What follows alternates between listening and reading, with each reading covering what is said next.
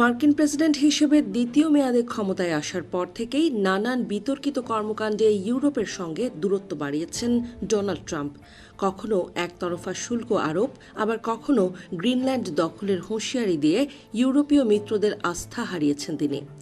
এবার ইরান যুদ্ধের জের ধরে যুক্তরাষ্ট্রের ওপর তীব্র বিরক্তি প্রকাশ করতে শুরু করেছে ইউরোপীয়রা। এতে করে যুক্তরাষ্ট্রের ওপর ইউরোপীয়দের ঐক্যে ভয়াবহ আকারে ফাটল ধরতে শুরু করেছে। ফলে যুক্তরাষ্ট্রের নেতৃত্বাধীন নেটোর জোটের ভবিষ্যৎ এখন অন্ধকারের দিকে যাচ্ছে বলে মনে করছেন অনেকে। বিগত কয়েক দশক ধরে নেটো জোট একটি সহজ ভিত্তিতে টিকে ছিল, আর তা হল যুক্তরাষ্ট্র নেতৃত্ব দেবে আর তাদের ইউরোপ অনুসরণ করবে।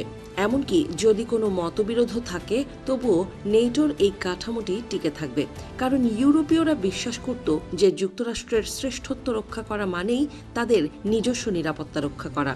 কিন্তু ইরান যুদ্ধ শুরু হতেই সেই সূত্রটি এখন রিয়েল টাইমে ভেঙে পড়ছে।